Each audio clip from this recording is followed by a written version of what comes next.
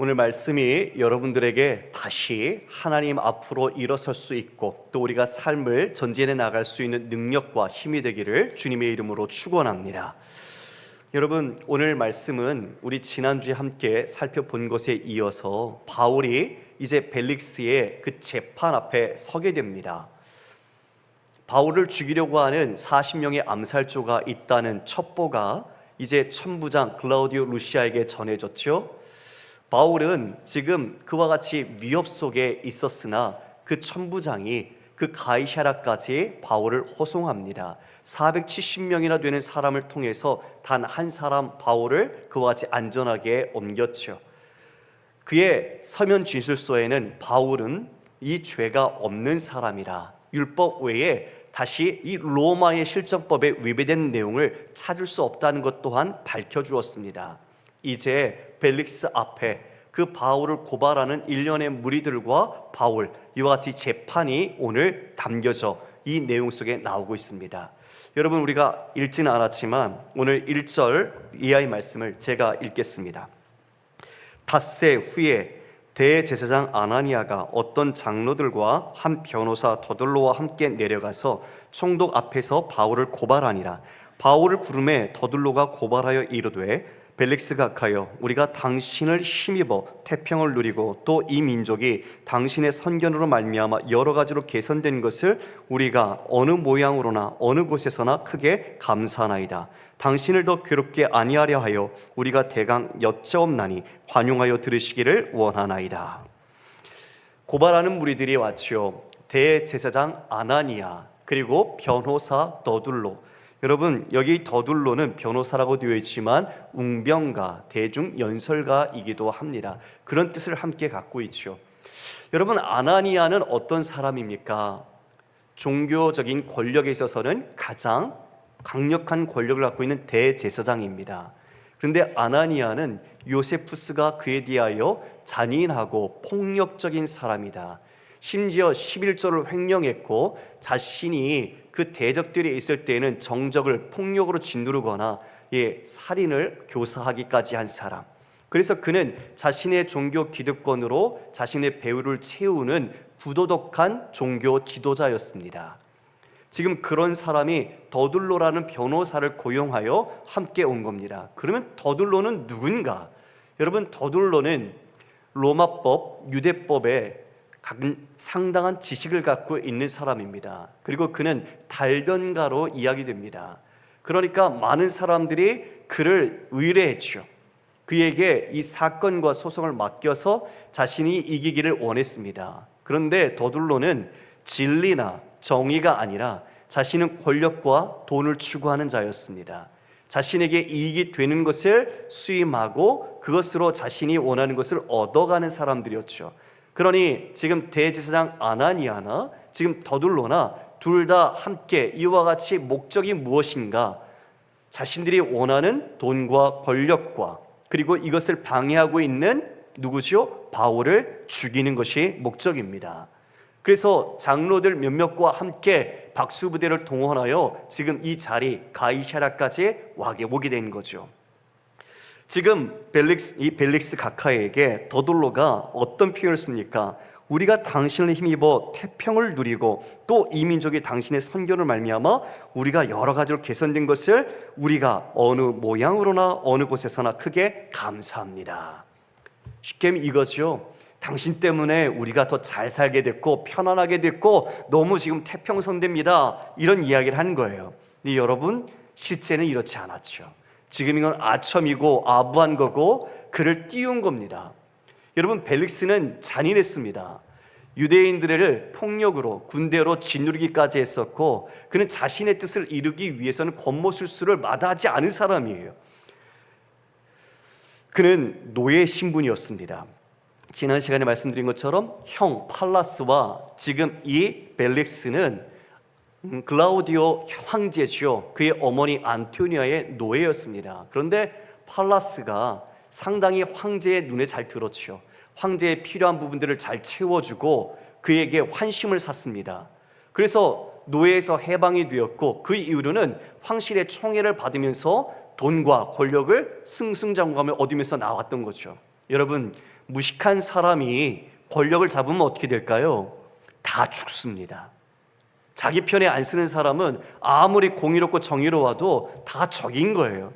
그래서 로마 역사가 타키투스는 이렇게 말했습니다. 그는 노예 신분인데 노예 같은 마음으로 왕권의 권력을 휘둘렀다. 예, 사람 잡은 거죠. 그의 눈밖에 벗어나면 살 수가 없습니다. 지금 그렇게 잔인했던 사람이 바로 벨릭스죠. 자, 여러분, 저를 보십시오. 이게 세상입니다. 권력을 가지고 있는 종교의 지도자, 그리고 통치를 담당하고 있는 총독 벨릭스, 그리고 그와 함께 가장 혁식이 뛰어난, 그리고 그 재판에서 자신이 유능성을 발휘할 수 있는 너둘로, 여러분, 거기에 장로들까지, 거기에 맞서는 사람은 단 한 명, 바울. 여러분, 싸움이 되겠습니까? 법률적인 지식과 상대, 크기, 그리고 사회적인 지위와 그들의 능력을 봤을 때 지금 이 싸움이, 이 재판이 공정하게 진행될 것이라고 여겨지십니까? 여러분, 묻습니다. 바울 혼자입니까? 다시 묻겠습니다. 바울 혼자입니까? 다시 한번 묻겠습니다. 여러분께. 여러분 혼자십니까? 아니죠. 누가 계십니까? 하나님이 계시죠. 맞아요. 중요한 건 우리가 보이지 않는 것을 보는 겁니다. 오늘 지금 이 더둘로는 벨릭스를 엄청 띄웠어요. 실질적으로는 잔인하고 폭군인데도 불구하고 자신들이 원하는 속내를 이루기 위해서 지금 그에게 아부를 떨었죠. 그러면서 이제 고발을 합니다. 고발은 세 가지 내용입니다. 4절, 5절 이하의 말씀입니다. 우리가 보니 이 사람은 전염병 같은 자라 천하에 흩어진 유대인을 다 소유하게 하는 자요 나사렛 이단 우두머리라. 그가 또 성전을 더럽게 하려 함으로 우리가 잡았사오니. 여러분, 전염병 같다. 중세에도 전염병 돌면 수많은 사람들이 죽어나갔습니다. 전염병이라는 말만 들어도 알레르기가 나는 거죠. 싫은 거예요. 근데 지금 누가 그래요? 바울이 전염병 같은, 역병 같은 존재다. 그래서 그는 디아스포라, 흩어져 있는 사람들을 다 선동하고 폭동을 일으키는 그런 자다. 로마는 제국 내에 종교적인 어떤 자유는 주었지만 정치적인 부분에 있어서 질서를 깨거나 안정을 깨는 것은 용납하지 않았습니다. 그러니까 소요, 폭동은 아주 로마 입장에서는 가장 막아야 하는 것이죠. 지금 너둘로는 잘 알아요. 왜요? 여기는 예루살렘에 있는 사내들의 공회가 아니에요. 종교법으로 다스리는 것이 아니에요. 로마의 재판정 같이 로마법으로만 다스려야 돼요. 그러니까 지금 이 바울이 로마에 대해서 얼마나 위협적이고 반인륜적인, 즉 반위협적인, 이런 위협하는 반체제 인사인지 이것을 말하는 거죠. 마치 예수님은 하나님의 아들이라고 해서 신성 모독죄로 있었지만 빌라도에게는 정치범으로, 왕이라는 죄물로 씌워 십자가 언도를 했던 것처럼 지금 바울에게는 이처럼 이는 로마의 질서를 어기는 반체제 인사다, 아주 위협적인 인물이다, 가만두어서는 안 된다는 걸 말해주고 있는 겁니다. 이어서 그는 나사렛 이단의 우두머리다. 나사렛 이단의 우두머리, 그러니까 불온한 작당의 그런 지도자다. 그러니 얼마든지 그 세력을 가지고 지금 봉기할 수 있는 위협적 인물이라는 걸 이야기해 주죠. 특별히 이단이라는 말을 썼는데 이것은 도당, 분파란 뜻입니다. 로마는 종교를 인정했죠. 유대교를 인정했습니다. 그런데 지금 너둘로는 유대교가 아니라 이들은 그것과 다른 이단에 불과하다, 아주 불온한 세력이라는 것을 이야기해 주고 있는 거예요. 이어서 6절에 그가 또 성전을 더럽게 하려 함으로 우리가 잡았다. 예, 그들이 가장 중요시하는 부분 중에 하나였죠. 성전 모독, 이것에 대해서 세 가지로 이렇게 고발을 하게 됩니다. 당신께서 그를 식물하시면 이 모든 고발의 내용을 알 수 있을 겁니다. 9절에 보니 유대인들도 이에 참가하여 이 말이 옳다 주장하니라. 함께 했던 박수부대 유대인들도 옳소, 맞는 말이요, 다 같이 박수하며 힘을 보태 주었죠. 여러분, 바울 참 외롭습니다. 어떻게 싸울까 싶네요. 떼거리로 와서 온갖 지식과 그리고 권력으로 무장한 사람들이 이렇게 바울을 고발했으니 바울을 어떻게 싸워야 할까요? 바울이요? 주눅 들었을까요? 아니요. 바울 주님 함께 하시지요. 성령께서 이 바울과 지금 함께하고 계세요. 바울이 이제 그 벨릭스의 허락하에 자기 변호를 합니다. 10절입니다. 총독이 바울에게 머리로 표시하여 말하라니 그가 대답하되 당신이 열애전부터 이 민족의 재판장 된 것을 내가 알고 내 사건에 대하여 기꺼이 변명하나이다. 여러분, 바울은 더둘로랑 어떻게 다른가요? 더둘로는 벨릭스를 엄청 아부하고 띄워줬죠. 그런데 바울은 그렇지 않아요. 당신이 지금 이와 같이 재판장으로 있는 것을 인정합니다. 그러나 바울은 사실만 이야기합니다. 있는 것만 이야기하겠다고 말하죠. 지금 그들이 세 가지 고발한 죄목에 대해서 이제 자기 변호로 그것을 밝힙니다. 11절 말씀입니다. 당신이 아실 수 있는 바와 같이 내가 예루살렘에 예배하러 올라간 지 열이틀밖에 안 되었고 그들은 내가 성전에서 누구와 변론하는 것이나 회당 또는 시중에서 무리를 소동하게 하는 것을 보지 못하였으니 이제 나를 고발하는 모든 일에 대하여 그들이 능히 당신 앞에 내세울 것이 없나이다. 여러분, 저를 보십시오. 바울은 오순절에 예루살렘에 가기 위해서 도착을 했고 예배하러 예루살렘에 올라갔습니다. 그리고 오자마자 야고보의 형제들 그들을 만났고 결례를 하는 것으로 권면받고 결례를 했죠. 즉 예루살렘에 온 지 열이틀밖에 안 됐다는 것은 무언가 선동과 폭동을 일으킬 시간이 없다는 거죠. 그런 것을 꾸밀 수 있는, 음모를 만들 수 있는 겨를이 없었다는 것을 이야기해 줍니다. 그래서 내가 성전에서 누구와 이 모든 것을 변론하거나 회당과 시중에서 내가 이 모든 것을 소동하게 하는 것을 보지 못하였다. 지금 이와 같은 증인이 있는가, 증거가 있는가, 지금 저들이 고발하는 내용은 거짓이다라는 것을 분명하게 이야기해 주었죠. 맞아요. 그들은 허위로 이야기하는 거예요. 자신들의 법적인 지식, 어떻게든 이 바울을 올가매기 위해서 지금 이처럼 정치적인 선동, 폭동을 일으키는 자로 몰아갔죠. 그러나 그들 또한 그와 같은 증거물이 없었어요. 이어서 14절에 그러나 이것을 당신께 고백하리다. 나는 그들이 이단이라 하는 도를 따라 조상의 하나님을 섬기고 율법과 선지자들의 글에 기록된 것을 다 믿으며 그들이 기다리는 바 하나님께 향한 소망을 나도 가졌으니 곧 의인과 악인의 부활이 있음이라 하니라. 자, 여러분 14절 15절을 보면 나사렛 이단의 우두머리라는 것을 반박하는 거죠. 지금 바울은 무엇을 믿는다고 말하죠? 나는 율법, 모세로부터 받았던 율법, 그리고 선지자들이 말한 예언서, 이 모든 것을 기록된 대로 나는 믿습니다. 그리고 이 조상의 하나님을 나는 섬기는 사람입니다. 그런데 그들이 기다리고 나 또한도 소망하는 것이 있으니 바로 그것은 하나님을 향한 소망인데 의인과 악인의 부활이라고 말합니다. 죽은 자의 부활에 대해서 이야기하는 거죠. 자, 여러분, 지금 바울이 이단이라는 것이 아니라 지금 그들도 믿고 있는 모든 선지자의 글과 모세의 글을 통해서 자신도 온전히 그 믿음 속에서 그리고 그 믿음 안에서 말하고 있는 죽은 자의 소망에 대하여 이야기한다는 것을 이야기합니다. 이것은 곧 정통성을 가지고 증명하는 거죠. 의인은 영원한 생명의 부활로, 악인은 영벌의 부활에 참여하게 되는 거죠. 둘 다 부활하지만 의인은 영원한 생명을 하나님 안에서 누리고 악인은 영원한 죽음 같은 영원한 벌로 그는 살게 될 것, 바로 이것이 지금 바울이 믿고 이것을 주장하고 강조했던 것으로 인해서 어려움을 겪고 있다는 것을 말하고 있는 겁니다. 16절 우리 함께 읽어볼까요? 시작. 이것으로 말미암아 나도 하나님과 사람에 대하여 항상 양심에 거리낌이 없기를 힘쓰나이다. 맞아요. 바울은 이것을 잊을 수가 없지요. 예수님 죽었다. 그분은 당연히 죽어야 할 사람으로 알았지만 다메섹 도상에서 부활의 주님을 만났습니다. 그리고 그의 삶은 송두리째 뒤바뀌었지요.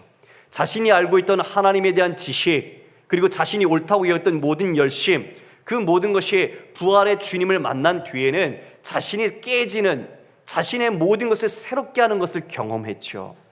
그리고 난 뒤에 그리스도를 아는 지식만이 내게 가장 고상하기에 그 전에 내가 붙잡았던 그 모든 유익한 것을 배설물로 버려버렸습니다. 부활의 주님은 바울에게 있어서는 잊을 수 없는 자신의 생명과 구주였습니다. 지금 바로 그러한 그 부활, 이것을 나는 하나님과 사람 앞에서 이 모든 양심의 거리낌 없이 힘써 왔다는 거죠. 하나님의 말씀을 따라서, 성령의 인도를 따라서 이 모든 신앙과 삶이 일치하기를 나는 힘써 왔다라고 고백하고 있는 겁니다. 말씀을 한 구절 볼까요? 고린도후서 1장 12절 말씀입니다. 같이 읽습니다. 시작. 우리가 세상에서 특별히 너희에 대하여 하나님의 거룩함과 진실함으로 행하되 육체의 지혜로 하지 아니하고 하나님의 은혜로 행함은 우리 양심이 증언하는 바니 이것이 우리의 자랑이라.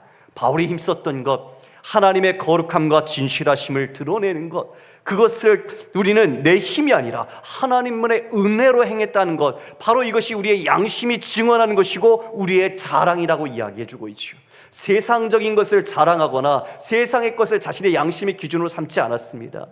하나님이 진실하시다, 하나님이 거룩하신 분이시다, 그리고 그 부활, 이것은 진정 참이시다, 부활의 주님이 바로 우리의 구주가 되신다. 바울은 이것을 믿고 신앙의 양심과 선한 양심으로서 힘써 증거해 왔던 겁니다. 사랑하는 성도 여러분, 여러분은 한 주간 무엇을 위해서 힘쓰셨습니까? 정말 예수 그리스도를 믿는 믿음으로 여러분은 무엇을 증거하며 무엇을 이루기를 목적하셨습니까? 바울은 지금 외롭게 홀로 있는 것 같지만 주님의 그 복음과 주님의 사랑과 은혜 안에서 자신의 삶을 이와 같이 증명하고 있습니다. 나는 하나님과 사람 앞에서 양심의 거리낌이 없도록 이와 같이 살아왔다. 여러분, 이 고백이 우리 모두의 고백이 되기를 원합니다. 내 기준이 아니죠. 하나님의 기준이고 하나님의 말씀과 성령의 인도하심 속에서 우리가 이와 같이 우리의 말과 인격, 모든 삶이 우리의 신앙이 하나로 묶여져 일치하도록 주님을 향한 것을 바울은 힘써 왔다고 말하는 겁니다. 17절 이하의 말씀입니다. 여러 해 만에 내가 내 민족을 구제할 것과 재물을 가지고 와서 드리는 중에 내가 결례를 행하였고 모임도 없고 소동도 없이 성전에 있는 것을 그들이 보았나이다. 그러나 아시아로부터 온 어떤 유대인들이 있었으니 그들이 만일 나를 반대할 사건이 있으면 마땅히 당신 앞에 와서 고발하였을 것이요. 자, 여러분, 마지막으로 그들의 세 번째 죄목은 성전을 더럽혔다는 거죠. 여러분 아시는 것처럼 바울은 예루살렘 성전에서 결례를 행하고 있었습니다. 그런데 아시아에서 온 어떤 사람들, 디아스포라 유대인이 오해를 했죠. 왜냐하면 에베소에서 온 드라비모를 그가 시장에서 성에서 봤는데 그가 바로 지금 이방인의 뜰이 아닌 이스라엘 뜰에 들어온 것으로 생각한 거죠. 그래서 바울을 죽이기 위해서 예루살렘 성전에서 소동이 일어나지 않았습니까? 그렇다면 만약 내가 진짜 이 예루살렘 성전을 이와 같이 더럽혔다면 나를 죽이려고 했고 고발했던 그 사람이 당장 이 자리에 와서 고발해야 하는 것이 마땅하지 아니한가? 그런데 그 사람은 어디에 있는가? 허위였죠. 거짓이었죠. 이 모든 것이 그들이 꾸민 거죠. 바울은 무죄한 자였습니다. 그리고 더 나아가서 사내들인 공회에서 내가 잘못한 것이 있었다면, 내가 범죄한 사실이 있었다면 그 증거를 대시오, 이렇게 말하는 거죠. 여러분, 바울 정말 그들이 이야기한 죄목에 아주 하나하나 조목조목 반박했습니다. 그것은 진실이고 사실이었습니다. 그것은 정의로운 것이었습니다. 21절 말씀에 오직 내가 그들 가운데 서서 외치기를 내가 죽은 자의 부활에 대하여 오늘 너희 앞에 신문을 받는다고 한 이 한 소리만 있을 따름이니이다 하니, 바울이 이 자리에 있는 이유가 뭐냐? 바로 부활, 죽은 자의 부활을 이야기한 것, 이것 때문에 내가 지금 이 자리에 서 있습니다 라고 이야기하죠. 이것은 곧 로마의 실정법에 위배된 것이 하나도 없는 겁니다. 무죄하다는 것을 이야기해 주죠. 자, 여러분, 22절의 벨릭스가 이것을 듣고 어떻게 할까요? 우리 22절, 23절 함께 읽습니다. 시작. 벨릭스가 이 도에 관한 것을 더 자세히 아는 고로 연기하여 이르되 천부장 루시아가 내려오거든 너희 이를 처결하리라 하고 백부장에게 명하여 바울을 지키되 자유를 주고 그의 친구들이 그를 돌보아 주는 것을 금하지 말라 하니라. 여러분, 벨릭스가 이 도에 대해서 더 자세히 안다라고 말하고 있습니다. 깜짝 놀랄 일이죠. 어떻게 이것을 알았을까? 이 도란 예수 그리스도의 말씀, 바로 지금 기독교 그 바울이 증거하고 있는 것에서 알고 있다고 말하는 거죠. 우리는 지금 이 벨릭스의 아내가 유대인 여자 두루실라입니다. 즉 유대인으로서 이 내용을 접해서 남편에게 이야기했을 수도 있고, 또 가이사랴에는 전도자 빌립이 살고 있었습니다. 사마리아 땅에 복음을 전했던 빌립, 그가 가이사랴에서 살면서 복음을 전했고 가이사랴에 그리스도인이 있었던 거죠. 통치자로서 벨릭스가 거기를 담당했으니 그러한 내용을 접하고 정보를 갖고 있었던 것 같습니다. 지금 이런 상황 속에 그는 이 무죄한 바울에 대하여 어떻게 하죠? 휴정, 재판의 결정을 연기합니다. 그리고 이제 천부장이 오면 이 모든 것을 처결하겠다고 하면서 그 무죄인 바울에 대하여 구금을 하되 자유를 주죠. 이렇게 처결하여 지금 이 모든 것을 일단 마무리하게 됩니다. 여러분, 누가 이긴 겁니까?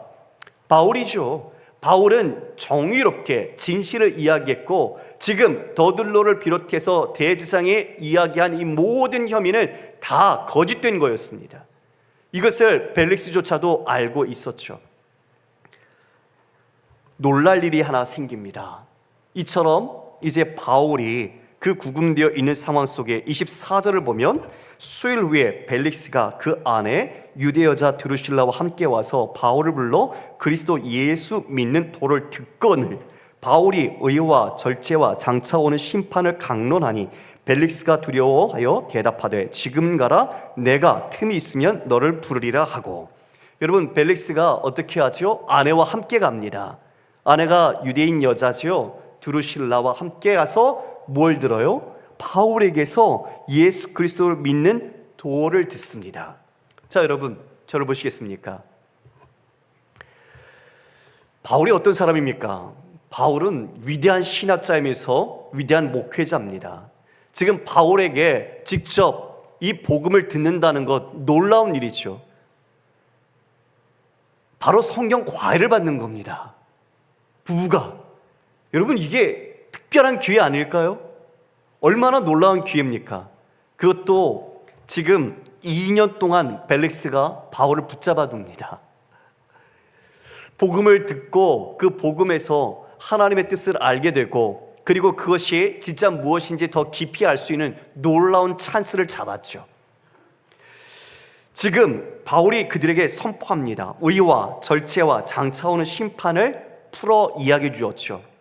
의, 하나님과의 바른 관계, 절제, 하나님이 기뻐하시는 것을 하기 위하여 우리가 자신이 스스로 통제해야 되는 셀프 컨트롤. 그런데 벨릭스는 조급했고 스스로가 그 모든 것에 탐욕에 빠져서 자제력을 잃은 상황, 그와 같이 탐욕 속에 찌달리고 있는 모습, 하나님과는 정반대의 모습이었죠. 그리고 마지막 심판, 이것은 우리 모두가 한번 다 경험해야 될 마지막, 사람이 죽는 것은 정해진 것이요 이후에는 반드시 심판이 있으리니, 이것처럼 이 세 가지에 대한 내용을 듣습니다. 우리 구주께서 말씀하셨습니다. 성령이 오시면 죄에 대하여, 의에 대하여, 심판에 대하여 세상에서 책망할 것이다. 바울은 그걸 증거한 겁니다. 여러분, 이것을 들은 벨릭스의 마음이 어떻게 반응할까요? 25절에 벨릭스가 두려워하여. 왜 두려웠을까요? 여러분, 말씀을 들었는데, 복음을 들었는데 왜 두려울까요? 왜 두려울까요? 죄가 있으면 두렵죠. 죄가 있으면. 말씀은 죄를 드러내요. 말씀의 빛은 그 안에 있는 더러운 죄와 어둠을 다 비춰버립니다. 죄가 다 낱낱이 자신 안에 드러나게 되는 거죠. 아담아, 내가 어디 있느냐? 하나님께 범죄하고 숨었죠. 자신의 수치를 알게 되었죠.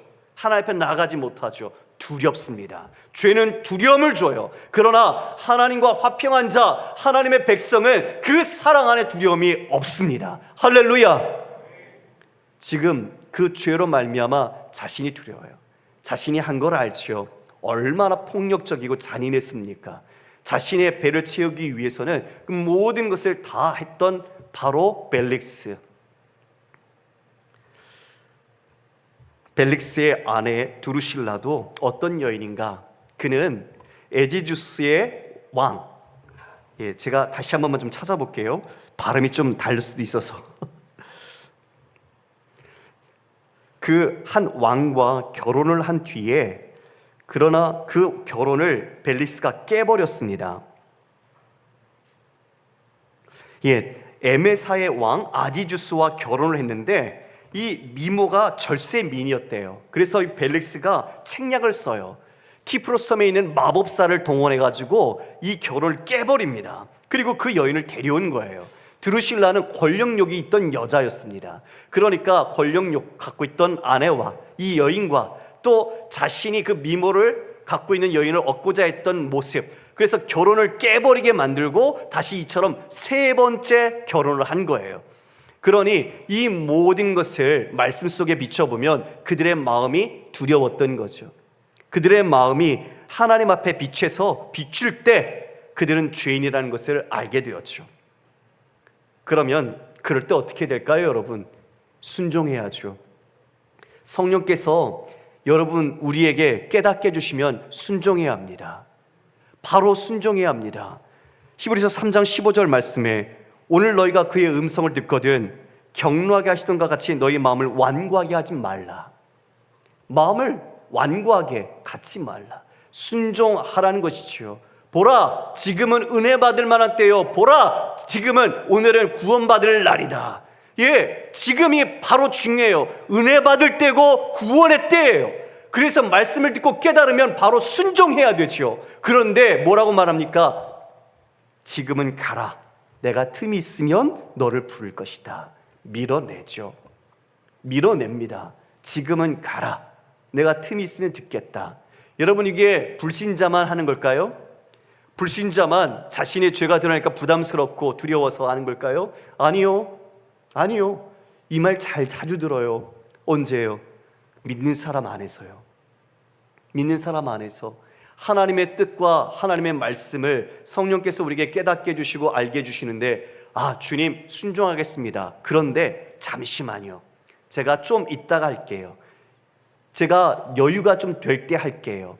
내가 조금 더 형편이 나아지면 할게요. 우리가 똑같이 제자라고 하면서도 이 불신자가 하는 것처럼 성령의 깨달음과 하나님의 말씀 앞에 즉각적인 순종을 하지 않고 미루는 거죠. 반응하지 않아요, 진리 앞에서.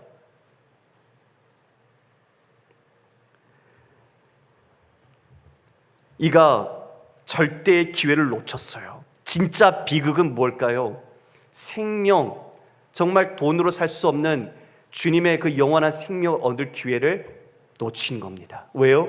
두 마음을 품고 있으니까.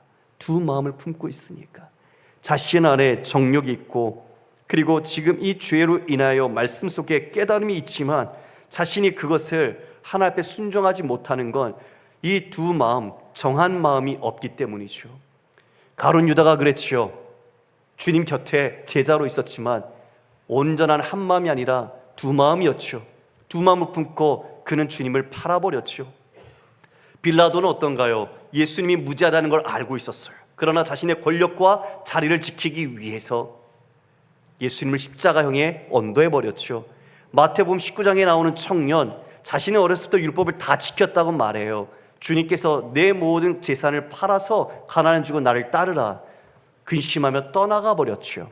두 마음을 품은 자는 주님을 따를 수가 없습니다. 지금 벨릭스가 그런 겁니다. 그의 마음 본심은 어떤 게 함께 있었을까요? 여러분 26절, 27절 함께 읽습니다. 시작. 동시에 또 바울에게서 돈을 받을까 바라는 거로 더 자주 불러 같이 이야기하더라. 뭘 원했어요? 돈이요. 돈 좋지요. 돈 필요하죠. 돈 있어야죠, 살기 위해선. 그런데 자기가 살 수 있는 만족할 만한 하나님께서 주신 것으로 만족하지 않고 돈에 우리의 마음을 두면 돈은 우리의 주인이 되고 우리는 그 우상을 따르게 되는 거예요. 내가 지배하는 게 아니라 돈이 여러분을 다스리고 돈이 여러분의 생명줄을 쥐고 움직이는 거죠. 지금 누가 누구를 다스리고 있는 것 같아요? 벨릭스가 돈에 속고 있는 거죠. 자신에게 정말 영원한 생명이 있는데도 불구하고 그 말씀을 듣고 두려웠지만 하나님의 말씀 앞에 자신의 부르심으로 나가지 못하고 그 돈의 욕심 두 마음을 품었으니 그 마음 앞에 자신의 권력, 자신의 탐욕이 그 모든 영원한 생명길을 차단해버렸어요. 정말 비참한 인생이죠. 가장 귀한 사람에게 가장 복음의 정수와 요체를 들었음에도 불구하고 아무리 이 자리에 뛰어난 목사님이 오고 아무리 위대한 신학자가 와서 여러분에게 설교를 하고 복음을 가르쳐줘도 여러분이 복음을 듣고 반응하지 않는다면 여러분 마음속에 주님이 아니라 돈이 있고 권력이 있고 명예가 있고 자기 중심성이 있다면 무슨 소용이 있겠습니까? 주님이 얼마나 마음을 치시겠습니까? 벨릭스가 바로 그런 세상의 인물인 거죠. 한편으로는요, 벨릭스가 또 이 돈 때문에도 그렇지만 27절에 유대인의 마음을 얻고자 하여 바울을 구류하려 두니라. 바울을 풀어주면 유대인들부터 반발을 살 거예요. 그러니까 유대인들에게도 내가 마음을 좀 얻고 또 유대인들 아나니아나 그런 사람들이 뭘 갖고 올까요? 뇌물을 갖고 올 거 아니에요. 기다린 거죠. 기다린 거예요. 양자를 견주면서 자기의 실익을 챙기기 위해 이 2년이라는 시간을 질질질 끄는 거예요. 빨리 끝내지 않고. 여러분 생각해 볼까요? 바울에게 이 벨릭스가 만날 때마다 설득하고 회유하고 협박하지 않았을까요? 돈 받기 위해서? 그죠? 바울은 2년 동안 있으면서 벨릭스가 어떤 사람이라는 걸 몰랐을까요? 알죠. 여러분 그러면 지금 이 구금되어 있는 상황 속에 돈 좀 모아서 어떻게 융통 좀 해서 주고 풀려나는 게 더 나은 것이라고 생각 안 드십니까? 나가서 더 빨리 내가 하고 싶은 일, 더 주의 일도 할 수 있고 더 내가 자유롭게 뭔가 할 수 있는 거 바라면서 이 돈으로 이 문제를 해결할 수 있다고 생각 안 듭니까? 바울 그렇게 안 해요. 그게 방법이 아니에요. 바울은 하나님을 의지하고 그 모든 것을 하나님께서 아심으로 하나님께 맡긴 거예요. 할렐루야. 이게 바로 믿음의 사람이에요. 세상의 방법을 의지하지 않아요. 요셉이 감옥에 갇혔어요. 억울하게. 그러나 그는 떡 맡은 관원장, 술 맡은 관원장의 꿈을 다 해몽해 주었고 그와 같이 술 맡은 관원장은 다시 복직됐어요. 아, 이제 나는 나갈 수 있겠다. 어쩌면 가장 이제는 진짜 감옥을 벗어날 수 있는 기회를 얻었죠. 그런데 술 맡은 관원장은 까맣게 잊어버렸어요. 그냥 감옥에 묻어둔 거예요. 하나님이. 지금 바울 2년 그와 같이 어쩌면 무의미할 수 있는 시간 같지만 절대 무의미하지 않은 시간을 하나님께서 두신 것이죠. 그 시간을 통해서 하나님은 로마로 갈 준비를 하고 계신 겁니다. 할렐루야. 요셉이 총리가 되어서 수많은 사람의 생명을 기근 가운데 구원했던 것처럼 하나님께서는 로마의 수많은 사람들에게 복음을 전해 온 땅으로 복음이 증거될 수 있도록 바울을 지금 이와 같이 이끌어 가시는 겁니다. 벨릭스 어떻게 됐을까요, 여러분? 27절에 보면 이태가 지난 후 보르기오 베스토가 벨릭스의 소임을 이어받으니라고 되어 있죠. 벨릭스가 가이사랴를 다스리고 있었을 때 유대인과 헬라인의 충돌이 났습니다. 소요가 일어났어요. 벨릭스가 군대를 동원해서 유대인들을 아주 일방적으로 제압해버렸습니다. 유대인들이 크게 피해를 입었죠. 그래서 상소를 네로 황제한테 보냈어요. 탄원서를 쓴 겁니다. 네로 황제가 어떻게 했을까요? 소환. 벨릭스를 소환했죠. 그래서 이후 베스토가 온 겁니다. 만약 여러분 벨릭스가 예수 그리스도의 복음을 받아들이고 이제는 길을 돌이켜서 주님 믿음의 길, 평화의 길, 은혜의 길을 갔다면 그는 이 모든 것에서 생명도 얻고 자신이 누리고 있는 이 모든 것에서 복음을 위하여 더 아름답게 쓰임받았을 거예요. 그런데 모든 걸 잃게 돼요. 예수님을 거부하고 자신이 그렇게 누리고 있던 모든 자리, 명예 다 잃게 돼요. 사랑하는 성도 여러분, 지금 어쩌면 우리가 믿음으로 가고 있는 길이 벨릭스처럼 아니면 대제사장 아나니아처럼 세상의 권력자들이 우리를 죽이려고, 우리를 위협하고 우리를 누려고 하는 것 같습니다. 그런데 진짜 누가 누구를 두려워하고 있습니까? 여러분 25절 보십시오. 바울이 의와 절제와 장차오는 심판을 강론하니 벨릭스가 두려워하여. 할렐루야. 여러분은 세상을 두렵게 하는 존재입니다. 믿으십니까? 여러분 안에 예수 그리스도께서 계심을, 여러분 안에 주님께서 함께 계심을 믿으십시오. 여러분을 떠나지 않으시는 분, 여러분이 정말 그 진리와 구원과 생명을 얻은 자로서 이 땅의 길이 아닌 좁은 길, 좁은 문을 향하여 갈 때 우리가 비록 고난과 이런 협박과 어려움을 당할 수 있지만 그것이 오히려 우리를 갇히게 하는 것이 아니라 오히려 갇힌 자는 죄에 갇힌 저들이며 저들이 두려워하게 한다는 것을 여러분 깨닫기를 바랍니다. 그러므로 여러분 믿음으로 일어나야 합니다. 여러분의 믿음으로 하나님 말씀 가운데 선한 양심을 지키며 여러분의 삶의 자리에서 일어나셔야 합니다. 고난이 있어도, 이런 감옥 같은 구금이 되었어도 여러분을 통해 하나님이 함께 하시고 여러분을 일하신다는 것을 믿으십시오. 세상의 것으로 판단하지 않습니다. 바울은 감옥에서 나가지 않았습니다. 그 이후에 가이사에게 상소하여 로마로 보내십니다. 하나님은 여러분을 향한 계획이 있으시고 하나님의 뜻을 이루시는 분이십니다. 우리 고린도전서 15장 58절입니다. 그러므로 내 사랑하는 형제들아 견실하며 흔들리지 말고 항상 주의 일에 더욱 힘쓰는 자들이 되라. 이는 너희 수고가 주 안에서 헛되지 않은 줄 알미라. 에베소서 4장 13절 말씀에서는 우리가 다 하나님의 아들을 믿는 것과 아는 것에 하나가 되어 온전한 사람을 이루어 그리스도의 장성한 분량, 충만한 분량에 충만한 데까지 이르리니, 즉 우리가 아는 것과 믿는 것에 우리가 온전히 하나가 되어서 하나님께서 기뻐하시는 그 충만한 분량, 그리스도의 그까지 이르도록 우리를 이끌어 가실 것입니다. 여러분 오늘 말씀 듣고 여러분이 바로 반응하시고 순종하십시오. 세상의 것이 아닌 오직 하나님께 온 마음을 두셔서 다시 한번 여러분이 일어나셔서 복음의 사람답게 은혜와 사랑과 구원을 받은 자답게 이 땅을 두렵게 하시는 믿음의 사람으로 서기를 주님의 이름으로 축원합니다. 다 함께